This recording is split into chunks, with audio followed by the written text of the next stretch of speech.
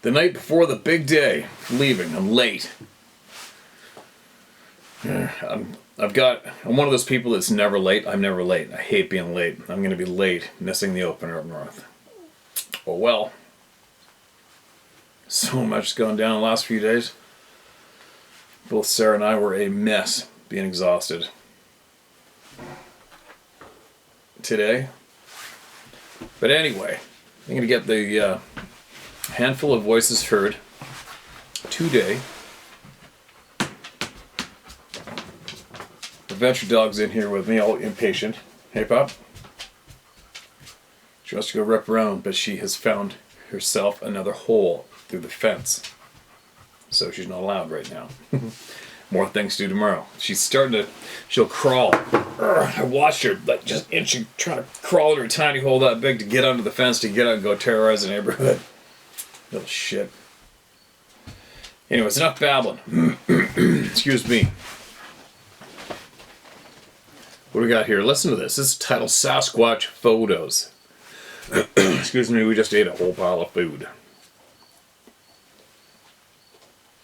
This looks really bizarre and interesting. Hi Steve, I'm Peggy and I'm part of a group known as Anons. We're a large team of followers of the Q movement, working to expose corruption and harmful actions by the deep state in order to awaken humanity. Right on. Love it. I recently discovered your channel through a video featuring Nino Rodriguez. Excuse me. I've always been open to the idea of Sasquatch, and hearing the stories from your listeners has strengthened my belief in its potential existence. Interestingly, a friend of mine has a brother who frequently comes across Sasquatch footprints in the dry creek beds of Arizona. I've been tuning into your videos daily because I'm convinced there's more to our reality than what we've been led to believe. Is there ever? I recall you mentioning that people often promise to share Sasquatch photos but rarely follow through. Today, I came across photos and a video from another YouTuber who's also spreading awareness. Although I haven't finished watching the video, I wanted to share the photos contained within it. The gentleman in this video, Kiwani Lapsaritis, claims to have telepathic communication with some Sasquatch. He has said that if you go into their territory with a gun and bad intentions, they'll drive you away. But if you're spiritually oriented, they will help you. The first image I sent you shows a Sasquatch seemingly dematerializing into another dimension. And the next portrays what's referred to as an ancient one, described as a person much older than the typical Sasquatch. Mr. Lasparetis suggested that some of the DNA from the ancient one was used to create humans. The video is titled, quote, Sasquatch working with benevolent ETs to uplift humanity and avoid planetary disaster, end quote. Well, I don't have personal Sasquatch stories. I do maintain files on everything. Excuse me, sorry you guys. While I don't have personal Sasquatch experiences, I do maintain files on everything I learned about our true reality. My goal today is to share these photos with your audience and offer some evidence of Sasquatch's existence. I'd like to express my appreciation for your efforts in being one of the positive forces. It's crucial for everyone to contribute where they can to awaken humanity. We're all in this together, and you're certainly doing your part. Best regards, Peggy. Those are some interesting photos. And it looks to me to be two different areas. The ground, the trees is different. So it's definitely not the same being in those photos, that's for sure. Those are geographically two different areas. Interesting though. Interesting photos. I've heard of the name of this person. I don't know. I haven't watched any of the videos. I've heard the name before. I don't know anything about him. To be honest, don't know nothing. Not yet. But anyways, Peggy, appreciate what you're doing. I appreciate you getting a hold of us and sharing with us.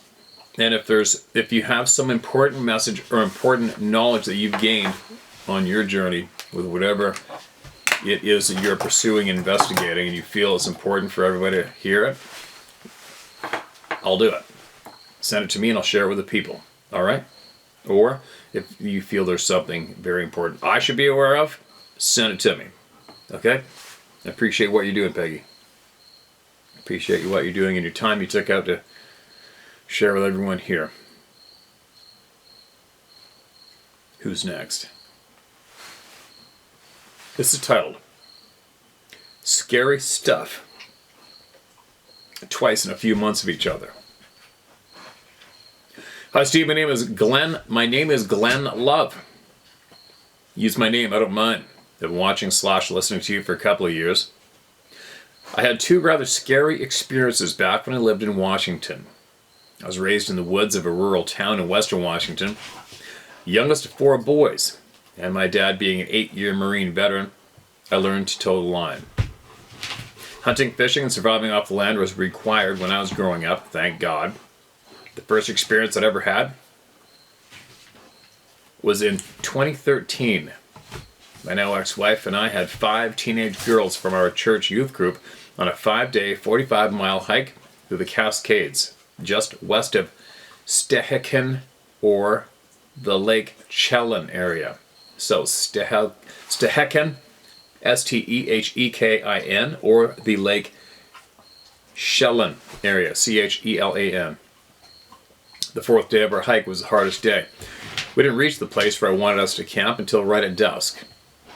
While the girls were setting up camp and I was hanging our food in a tree 100 yards outside of camp, there was the strangest and repetitive noise that I have ever heard. Being in the woods all my life, I knew basically all of the normal sounds from animals. This was a sound that was pissed off. And a cross from what I can describe as a hoarse, whining, and a growl. I don't even know the words how to describe this. The girls were obviously frightened and were asking me, "Mr. Love, what is that?" I had no idea, but I did not want to cause alarm, so I said it was probably a moose. It wasn't a moose. We were at 5,500 feet elevation, just on the edge of old growth. My ex-wife looked concerned, but both of us, being armed, were trying to keep our emotions in check. The noise went on for several minutes, extremely loud, and the thing that stuck in my mind is the amount of the volume of air it would take to create this noise had to be from a massive set of lungs. We hunkered down and didn't even make dinner that night. Eventually there was crashing through the woods, but whatever it was, left. That was August. Fast forward to October. I drove up to Manistash Ridge to spend several days scouting before elk season in November. I'm the only person on this ridge for 10 miles in any direction. Had a few beers while setting up camp and fell asleep sitting next to the campfire. I awoke to what I can only describe. Whoops. It's okay, Pop. She just knocked something that was plugged in off the bench and it landed on her. Trying to lay down under the table. Sorry about that, you guys. I awoke to what I could only describe as a sound comparable to Babe Ruth cracking a home run. It sounded like a big pop from the fire, but it was pretty much completely burnt out. I left my firearm in my truck and headed to my tent. At some point within the next couple of hours, I was awakened by something literally kicking me in the head as I had to sleep diagonal in my small tent. Easier to keep warm in a small area. That sucks. The terror that I felt was the worst in my life. I have nothing but a pocket knife, and whatever had walked past my tent and kicked me in the head did not have a hoof. I know it was not a bear because I've had my camp tossed by bears before. I could hear low breathing and the crunch of frozen ground outside of my tent. The blood pulsing in my head drowned out almost anything else that I could hear. I did not sleep the rest of the night. I had my rifle and my handgun and took off to scout well after it got daylight. I was still scared, man. About a mile and a half up the ridge from my camp, I found what was the remnants of a buck. And when I say remnants, it was not much more than hair, guts, and a lot of blood. This animal was ripped apart. The feeling that you talk about with the hair on the back of your neck and every fiber of your being hyper alert took over me. I slowly walked out of there, back to my camp, while checking over my shoulder every 10 feet. I'm sad to say that it was my last time hunting in the mountains. Oh no, that sucks. Shortly after the divorce, I moved to rural Arizona to care of my father before he died. Only my girlfriend and my one remaining brother know of this. My ex-wife still remembers the sound of when we had the youth group girls up in the middle of nowhere. I just recently, this past May, went for a few days to camp by myself up in the Cascades as a way to prove that I could do it. I'm thankful that I had no visual sightings of what I suspect that I had encountered. I know that some people are going to explain this away, and I really don't give a damn. I know what I heard, felt, and experienced. I'm trying to gain the courage to go back up and hunt in Washington, Idaho, and Montana like I did in my youth. And thank you for giving me the courage to tell my story. I know it's not nearly as good of stories that I hear on your channel, but I know what it was. Thank you again for listening. You're an outspoken and respected person in this community. Keep that shit up, Glenn Love. So are you, Glenn. You keep it up too, man. Quick mention on when people describe their stories as not as good as the other ones. We don't rate them here. There's no rating of people's experiences here. A lot of I think there's a few other channels do this. absolutely for the revenue and the entertainment factor. And they say, we got a real good one, next or whatever. We don't say that ever. We don't use that. That doesn't exist here. There's no good ones, bad ones, better than the other ones, exciting, entertaining. There's none of that bullshit. We are only here to hear exactly what you saw, heard, felt, and you want to share. That's it. There's no rating system here, that's for sure. It doesn't matter if it was overly terrorizing, if something wanted to kill you or hump your leg or whatever. It just doesn't matter. I'm babbling. I'm pretty tired. Appreciate you, man. Get out there and go hunting. Follow my lead. I'm leaving tomorrow. Don't quit. Don't quit no matter what. Please, please go hunting again. If I was near and I could, I'd go with you. This is titled Stalked. Hi, Steve. I'm shaking like crazy while I'm writing this to you. Over the last few days, there's been odd shit going on around here. Distant sounds are now heard at night, usually around 2 to 3 a.m. There are calls I've been hearing like before, right along their usual line of approach to my land. Today, for the first time in over a year, I heard one of them up there on the hill 100 yards away. The distinct sounds of one huge foot. The distinct sounds of one huge foot coming, seen, then another. My dumbass shepherd puppy tore off after the sound. I had to corral him fast. Brought 2 of the 3 dogs inside as I couldn't control all of them at the same time. The other stayed outside. I never let that one out of my sight. Returning back outside, I felt an overwhelming feeling of nervousness. I haven't felt like that since Iraq. It was like every nerve in my body lit up at the same time. My dog wasn't affected at all. I took 3 steps more. It had the flash in my mind, quote, behind you, end quote. I always carried. The sidearm came out, chambered and ready. Nothing. Nothing. Except dead silence and every nerve in my body on fire. Combat instincts never leave. Just go dormant. Ask any of us that. I brought the other dog in with me and sat down to write this to you. I'm shaking so much at the moment it's hard to control it. Enough to type this out. I was being stalked. At least that's what it felt like to me. What follows is what I've learned from watching and listening to them over the past 3 years. It may help someone, I hope. I also write this as I think there's some shit about to go down here. They're getting too close too often. Day one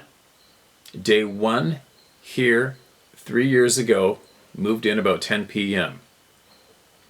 They were all over the ridge line whooping their heads off. Incidentally, my wife, until recently, didn't believe she did after the second year. This kept up most nights throughout the summer. In October, it stopped completely. I went up on the hill to look around. Thick, dense growth. That's when I found a trail through the woods. It was several feet wide and almost completely flat. Following it up a 30-degree climb, about 50 feet up the hill, I found a freshly snapped in half sycamore. So fresh, it was still oozing sap. I took a lot of photos and added them to the others I have of odd shit around here. I stopped there and I returned to the house about a half a mile out. Odd though, as I remember, I didn't feel threatened in any way. On the way out, I stumbled on more sign trees with the bark stripped off, claw marks, and several high branches snapped down. Later that week, I found a mark, an X, placed on the hill, right where I could see it clearly. Then another one on the front door of my barn. That one got torn down. So they were still there, just quiet at least. It was that to me, sorry. So they were still there, just quiet at least. It was that to me. Never saw or heard a thing. Never saw a thing, heard a lot though.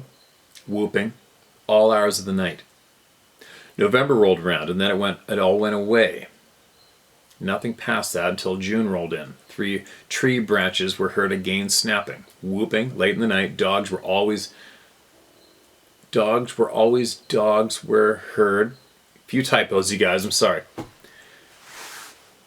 Dogs were heard from all over the hills around here, barking constantly in the night.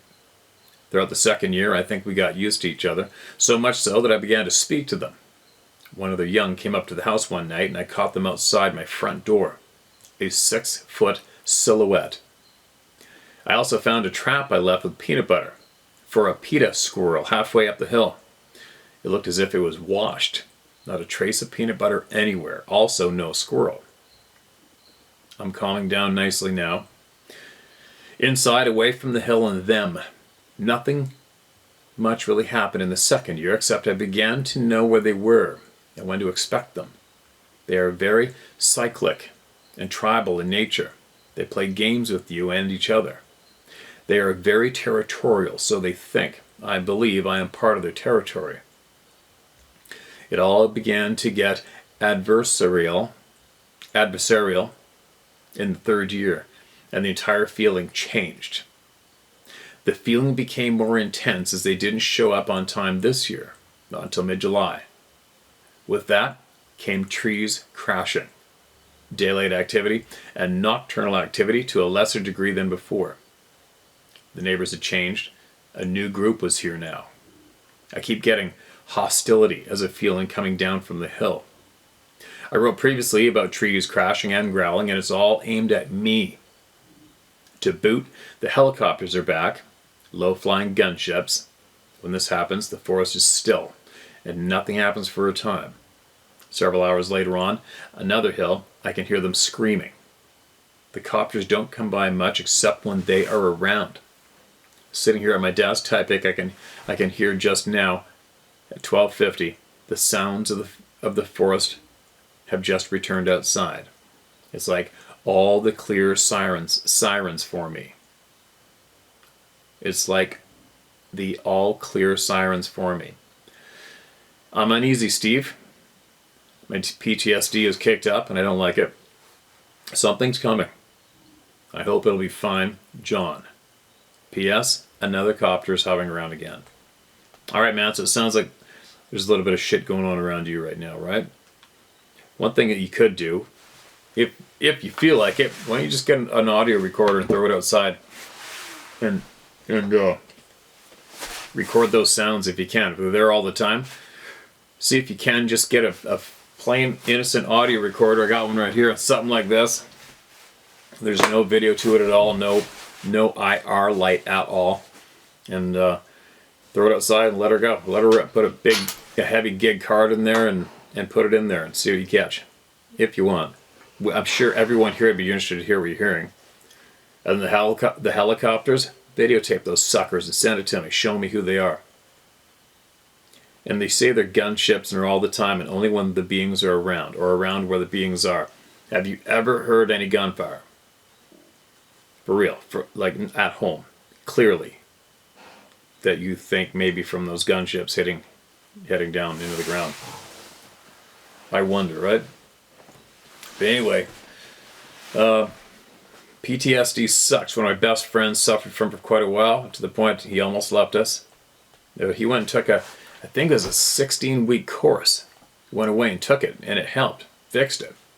So I know there is recipes out. I don't know the name of where, how, or when I can find out, but I do know there's a recipe out there that's very effective on battling that unfortunate shit that our governments are so responsible for unleashing on so many of us innocent human beings. Anyway, appreciate you sending that in, man. Feel free to email me anytime you want. Contact me, get a hold of me. Alright? You're not alone. You're not alone. Make sure you get back to me. It's endless. Alright, I'm opening up a lot of the Brad stuff. What says 2020?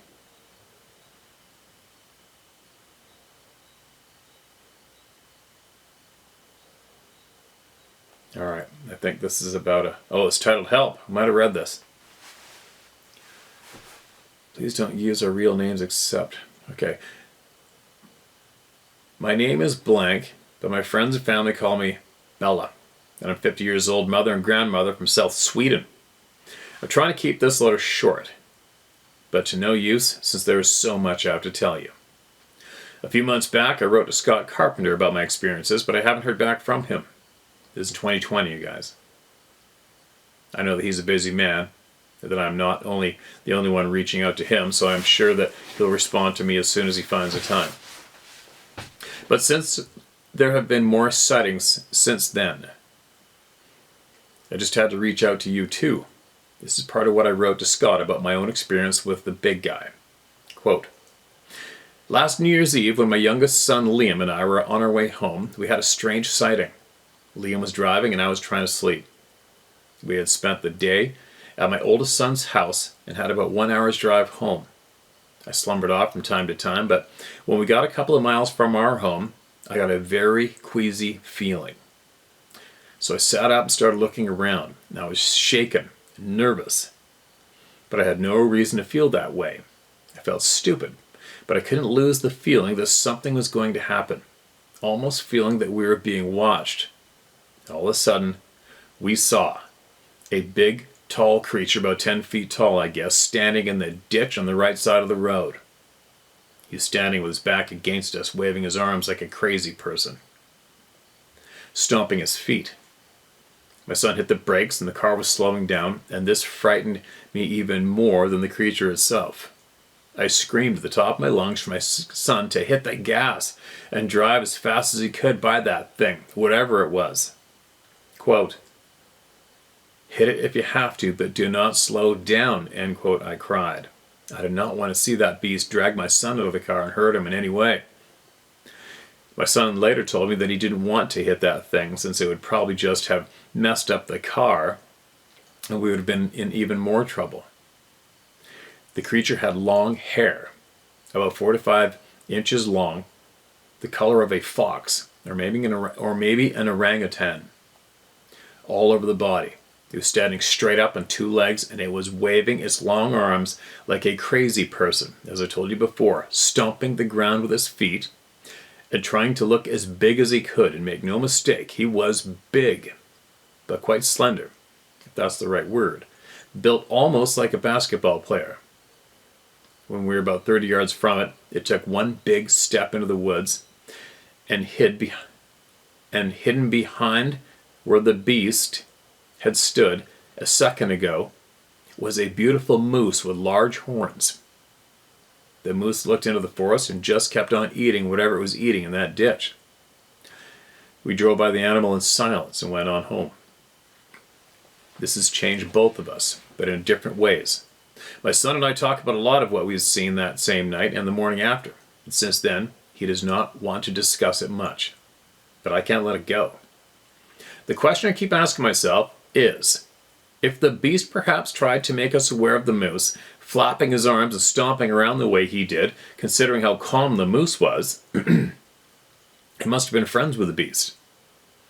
I suppose the thing was trying to save the moose from being hit by our car. I know that you yourself, as well as others, have told people not to stop enjoying the woods, to keep on hiking and so on. But for me, that is no longer an option. The fear of bumping into one of those creatures has stopped me from all outdoor activity. I loved walking in the forest, picking mushrooms with my granddaughter, but that'll never happen again. I can't take the risk of putting her in danger. It has changed the way I look at the world in a way, although I've always believed in Bigfoot, I guess, if that's what I saw, but I had no idea those creatures existed here in Sweden. And I really wish from the bottom of my heart that I never seen that thing, whatever it was. Sadly, I've seen way stranger creatures than this, but I won't tell about them here and now. A few weeks after, when Liam let the cat in for the night, he saw a pair of glowing eyes watching him from behind a tree approximately 7-8 feet up, almost like someone was hiding behind the tree, leaning out to take a good look at him. He was pretty shaken up and checked the window several times before finally going to bed that night. He hasn't seen the eyes since, but he has heard whistling from the trees when calling his cat. I wish that it would have ended here, but it didn't. I told my oldest son, Kenny, and his wife, Emma, about what Liam and I saw on our way home from their house, and they believed me. Kenny said that he had been hearing strange knocking coming from the woods, but only when he was outside alone, trying to get the baby to sleep in the stroller, whenever his wife was around. Oh, sorry, never when his wife was around. I told him to never knock back and to never ever leave the baby alone outside no matter what. Being Swedes, we often like to have our babies sleeping outside in the stroller to get as much fresh air as possible. Everything was calm for about 6 to 7 months. Then Kenny told me one day that he had seen what he thought was a Bigfoot run across the road approximately 100 to 150 yards in front of his car. He described the creature as a very big, black, and running with a straight back and really bent legs. Soon after, his wife had a similar sighting on her way to work. On the 12th of July this year, Liam took Kenny's son Mateo on a ride with a quad bike. Is that the right word? That'll do. And they went up and down the long road leading to Kenny's house in the middle of the forest. And Kenny and his family are literally living in the middle of nowhere. Mateo is only 18 months old and loved every second of it until they came back, and Liam looked a bit worried, saying that Mateo had waved to someone in the woods not far from the house. My grandson looked worried too and couldn't stop talking about, quote, the man, end quote. And he kept pointing to his little eyes and said, "Man, weird." Kenny jumped up in the four-wheeler as well, and they kept driving for a while, but didn't see the man again. Maybe a week after Kenny saw a big, black, hairy shoulder and arm slip away behind some trees not more than 30 yards from his house. He went inside and told no one at the time. A few days later, Kenny was outside and had to relieve himself, so he went to the backside of his house to do so. Crouching behind some bushes not more than 7 yards away, he saw a Bigfoot looking up on his house. The creature saw him and had a look on his face like, shit, he was not supposed to see me.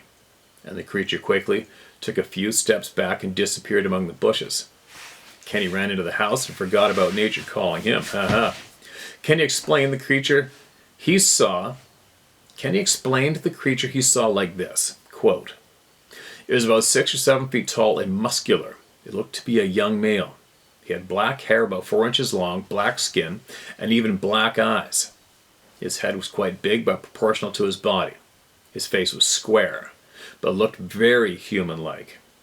One more time, but looked very human-like. But his nose as well as his mouth were slightly wider than a human. He had hair all over the body except from the face. He had a big forehead as well as a high hairline. It was not, I think you might have meant tall. It was not at all as big as the one I saw hiding behind some trees the other day. So that one must have been the alpha. I asked Kenny to show me where he saw the Bigfoot, and asked my son-in-law to stand where Kenny had stood himself, and then I snapped a photo of them. As you can see for yourself, Kenny came really close to that beast. This frightens me so much since he and his family live so far into the forest with no neighbors around, and I've been listening to all the stories told by you and others. I know how dangerous it can be having a little one so close to these beings. Neither one of our experiences has been violent, but that doesn't keep me from worrying. The young male was way too close to my son's house for me to feel safe. Was the Bigfoot just curious? Was he perhaps interested in my daughter-in-law? And what will, if that is the case, happen to her and/or the baby? Is the baby in danger? My son's not worried. He did not in any way feel threatened by the creature and is not afraid that his family is going to get hurt. I hope and pray that he is right. And I can't leave without telling you about my other strange sightings, even though I said I would not. Almost 5 years ago, Liam and I were once again on our way home when something ran across the road about 50 yards in front of us. Liam was driving, and he let out a very shocked, "What the heck was that?" I could not believe what I had just witnessed. We both described the same thing, a black human-looking cat-like creature that more crawled than ran across the street. Wow, that's creepy. Its movements reminded me of Gollum from Lord of the Ring movie. We searched the internet, and nothing we could find looked like the thing we saw that day. As most people seem to do, we kept the experience to ourselves, afraid that no one would believe us. And after that experience, I stopped going to the woods, and my son always carried a knife when walking our dogs, and that is how affected we were from that sighting. 2 weeks after the incident with the moose and the creature I told you about in the beginning of this letter, I put my 2 little dogs in the car. Nope, I won't walk them in the woods anymore. And drove to the glade, not far from home, to let them run around for a while. Not 10 minutes later, as I was leaning against the car, nope, I'm not going any further than 10 yards into any forest nowadays, watching my dogs, the strange sighting occurred. Out of the woods about 20 yards in, a big, dog-like creature came running out towards the road not 3 yards to the left of where I was standing. And it was big. It must have been 4 to 5 feet high. It was black, muscular, but did not have any ears. As if they'd been ripped off. It almost looked burned in a way. Like it was all muscles and had no fur. I know how crazy this must sound to you, but I guarantee that I'm telling you the truth. It ran past me, but as it was about to jump out on the road, it just vanished into thin air. It was gone. This time I didn't even get scared. I just watched it run and disappeared and crossed that off the list of, you know what I mean. I'm getting quite used to seeing strange things by now. I called my dogs and drove home.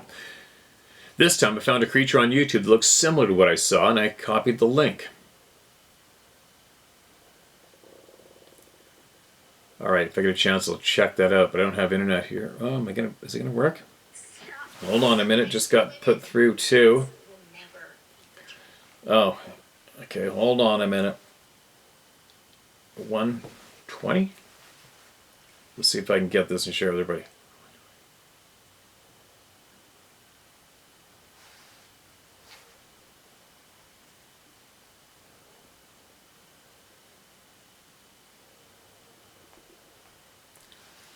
Alright, I'll screenshot that. That's from one of those creepy channels that shows weird trail camera photos and stuff. I don't know if that's what you meant, but I'll screenshot it. Alright, sorry for that, you guys. I included a couple of photos so you could see just how close the creature got to my son's house. My son shows how it stood crouched looking up at the house. As you can see from the photos, the Bigfoot had a full view of the bathroom window as well as the kitchen window. My son-in-law stands roughly where my son stood when he saw the Bigfoot, but my son was facing the Bigfoot. My son-in-law was a little reluctant to even stay there long enough for me to take the photo, LOL. I also included a photo of Liam and Mateo, the day Mateo waved to the man in the woods. You may of course show the pictures as long as you hide their faces. I don't know what to do with all these sightings.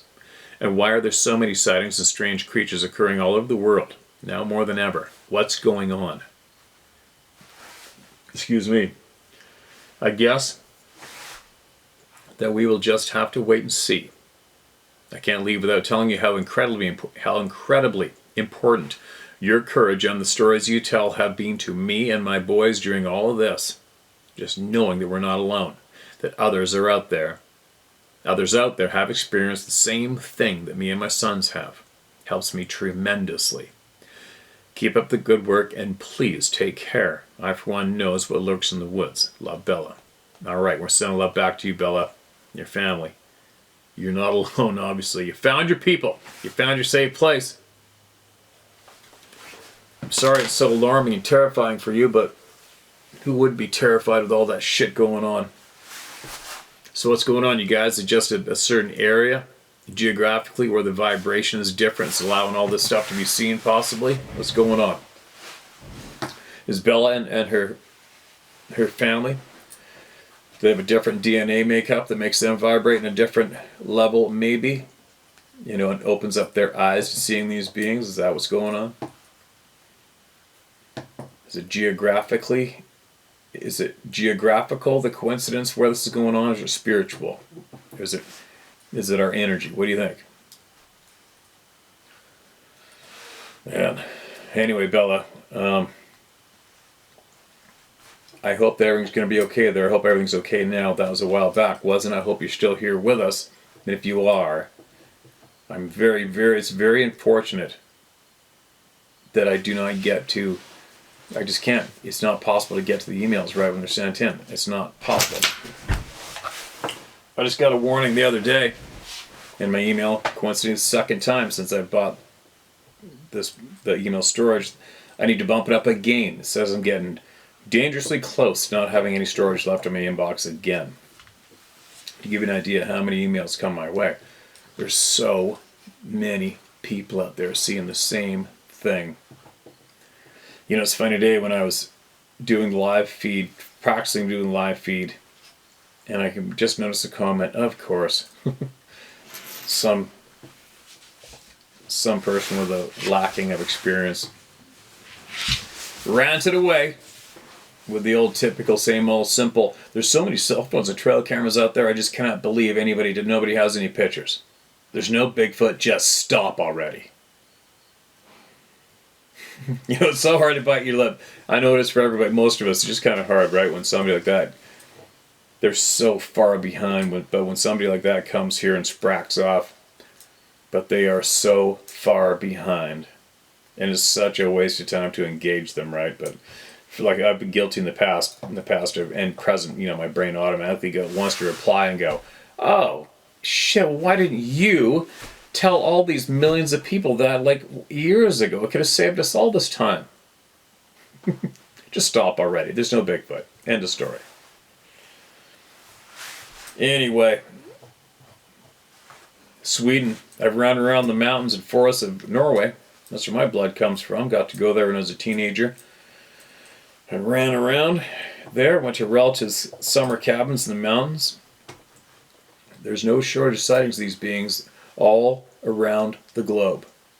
Russia scoffs at Western science because of the Western culture's attitude and reaction towards the Sasquatch people, where the Russians have accepted this as fact probably since the beginning of time and treat it as such, as fact, as they should. Like the previous emailer said, they feel something's coming. I strongly feel something's coming myself, only because I keep tabs on global events all the time, domestic, global events. I stay up on top of everything and I listen to everybody and I form my own opinion, I gain my own knowledge, and I don't jump on bandwagons. And what I can tell you with confidence right now is whatever so-called secret battle has been going on, which I will 110% accept that as fact. Shit's ramping up. I do not see how citizens in the world today can just easily go about their daily life with a window licker look on their face pretending this shit's not going down. There's just way too much insanity going on around the planet today, and including in our face in our daily lives. There just is. There's no way out of it. There's no conspiracy. You can stick your head in the sand for a little while longer. All you out there that prefer to stick your head in the sand, you can probably get away with it for a little while longer, but I think even your time's up for that. You're going to have to acknowledge the shit show that's going on here pretty quick. There's going to be no way out of it. Pretty quick, if not tomorrow, whatever. But I do agree that something's coming. Something's going down the pipe. But it's not. It's funny, you know, when people are saying, you know, something's coming, something's going down. It's not going to be like happen tomorrow at 12 o'clock. It's been going down. Something's been going down for quite some time now. It's just gaining speed. Shit's been going down at a pace slow enough that most of the people who cannot and don't want to think for themselves can easily pretend they don't know and they don't see what's going on. But even for those absolute challenged ones who are successfully looking the other way, it's not going to be easy pretty quick, so you better get your head out of your asses and start addressing it and talking about it. I'm babbling. But how don't you? How don't you? Right? How do you not talk? Now, I don't know, maybe I should just, I was thinking, the government of Canada just told Dr. Jordan Peterson, that he had to go in for some reprogramming, reteaching. Isn't that amazing? Isn't that amazing? 2023, and those words are actually being used from a government against its own people. You're coming in for, your mind has to come in for some retraining because we don't like what you're talking about on the internet. Wow. The court ruled that he has to go in for retraining. Holy shit. There isn't anything that should be worthy of absolute physical fighting like a dog for. That's it. If nothing else, yet. Alright. I'm babbling, sorry. I'm trying to maintain composure up here in Canada Stan with a K. I should probably get one more read. Hold on a minute. Wait. I don't have any photos in this email. Now, how am I going to find her? I don't have an email attached to this. How about a date? Oh shit, this is going to take some digging. Alright, Bella, please, I hope you're still here. Email me again with the photos if you could, please. And put it in the title of your email too, alright? I don't have your email here, your full name, to do a search on you. Yeah, I don't have it. I don't have the photos. So, please send them in, alright?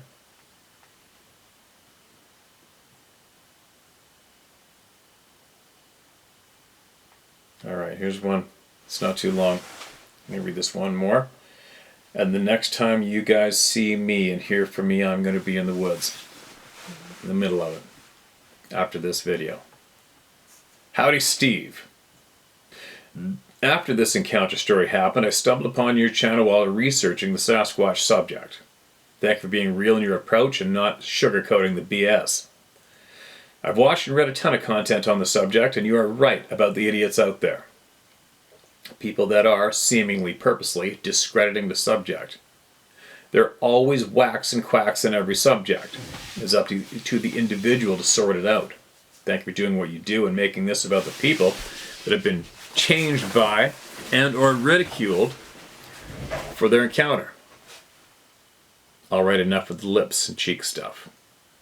I'm just a regular dude with a passion for the outdoors, hiking, backcountry camping, fishing, hunting, and so on. I'm in my early 40s. During the last few years, my passion has led me to become a licensed guide and a wilderness skills instructor. It's not my full gig. Like you have said, it's not really conducted to family life. I do it for fun, a bit of extra coin now and then, and to help others with upping their skill level to be more confident in the outdoors. I don't want anyone to think I'm writing this for a plug or any crap like that, but giving you and your community a little background to relate to. So please leave out my name. I do applaud those that are coming genuinely forward with their names, don't get me wrong. And here's the story. I fostered a rescue dog for a few months last year. He was an Australian Shepherd. He was a very loving and protective dog. A bit too rambunctious and protective for my household, with 3 kids under 3 years old.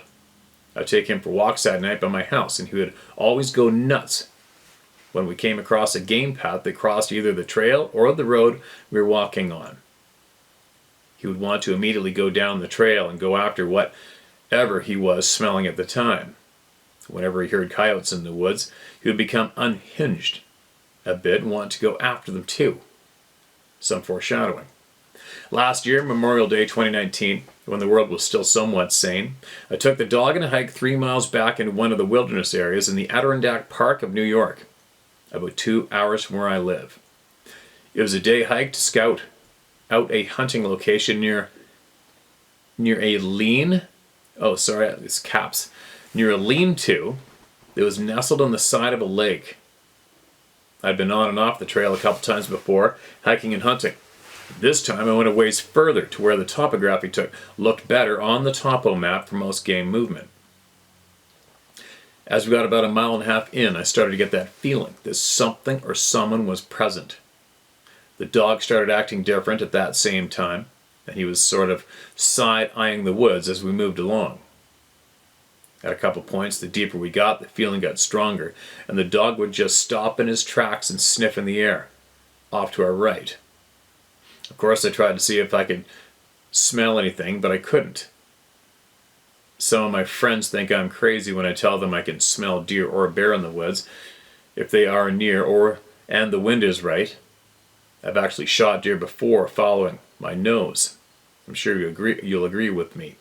Anyway, I didn't smell anything, and I had to coax the dog to keep moving. He didn't want to give chase. He just didn't want to move.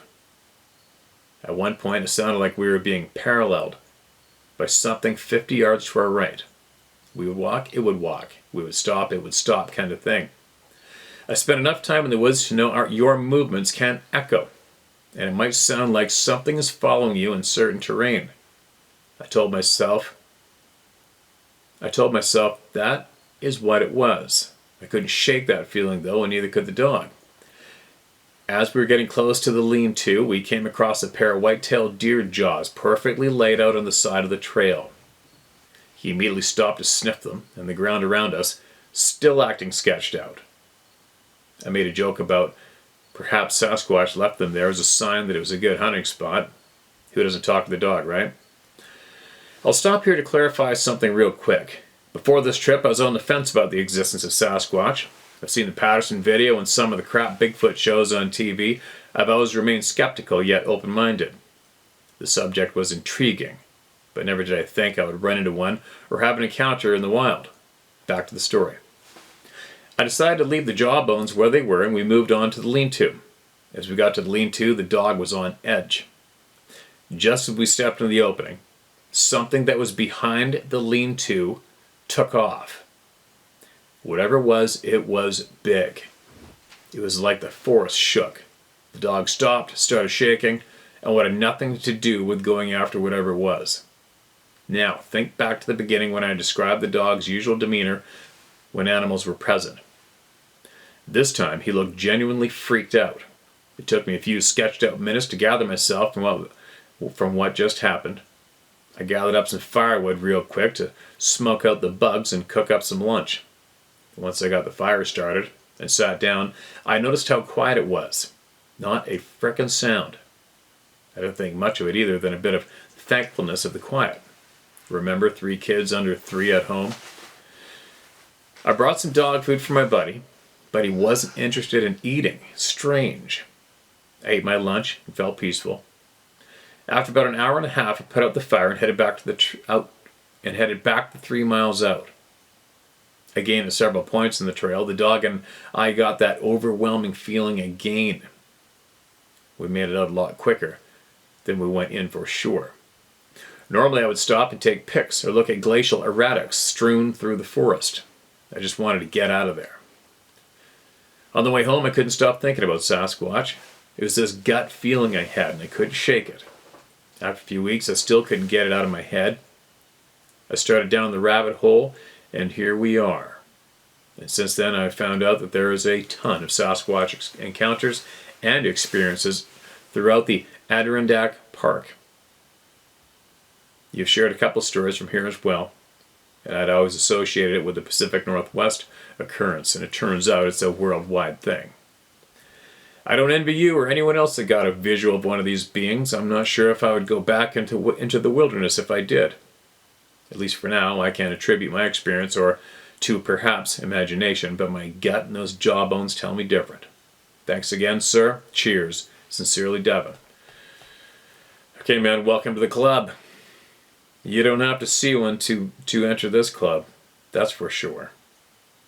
As soon as you know, you know. As soon as you know, you know. All right, there you go. End of indoor voice sharing. I'm definitely going to be going into a coma shortly here. I hate being behind in sleep so fiercely. Usually I'm tired, I'm beat, but this past 4 or 5 days thoroughly sucked the frickin' life out of me. So fierce, so bad. I'll get it back. I still can't wait to get in the woods, but I'll admit right now, I'll admit it right now. Might have a little bit of anxiety, apprehension, without a doubt, before I go on this trip. I think, well, mainly because there is just so much going on right where I'm hunting. And I'm also elk hunting. You know how that goes. Elk hunters and these experiences go hand in hand. Would I be surprised if I had an experience? Not at all. Something usually happens anyway. But we had a U.S. veteran emailed us over a year ago, maybe 2 years ago, and it's jolly. I never forgot this because it's right there where I go. And he was past Chatwind and went to this campground, and he said this absolute giant of a terrorizing, huge, muscular thing with red glowing eyes came right out of the woods, right behind his van. I can't remember if it lifted up the corner of the van and smashed it down on the ground or not. I just remember he said that thing came out of the timber and was absolutely pissed at him. And I think about that particular email a lot right now. I can't stop because that's where I'm going. I probably, if I got his description close, I found this spot in big timber. I found it last year. I remember thinking, holy cow, what an awesome secluded little spot this is. This is just a natural, perfect place to camp out, and there's elk not too far from here. But it's down the end of an old deactivated shitty trail, and it's in big mature timber, and those timber patches go for miles on both sides. It's at the dead end. Like there's nothing but timber for miles. And as the crow flies through the timber to the east is right where that man and his dog were. And I think from where I'm anticipating making camp, that's only about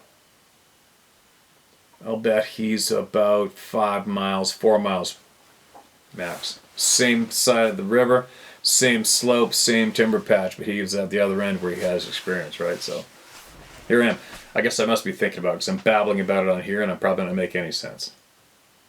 Anyway, appreciate every single person who bravely came forward tonight.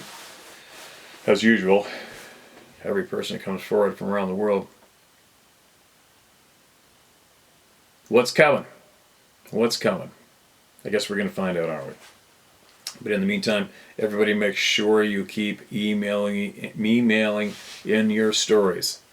To share my story at howtohunt.com, you get it heard word for word, typos included, obviously. What else? I had an email earlier today from a woman who was directly involved with that so-called popular website, with that moron that runs it. And I'm growling about it right now because she told me flat out she's scared of that man. Scared of him. So, I requested she share with me why she's scared of this guy. And I want to find out. And whatever the reason is, if I can, I'm going to share with everybody. Because you guys know by now my feelings on that. The amount of women that have been intimidated and terrorized by these people in this organization and other people related to them, doctors, researchers, no more. No more. If you are someone who has been intimidated, abused by these people, get a hold of me and share with me what you got. All right? There's nothing to be scared of. It's their turn to be scared. Anyway, I better bite my lip. Obviously, I haven't had enough sleep.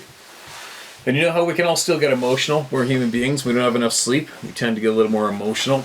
But when I just hear fresh off the press of a kind, honest woman who's only trying to do things to learn more and share with the people and help herself and her family, and then to hear this absolute scumbag scares her.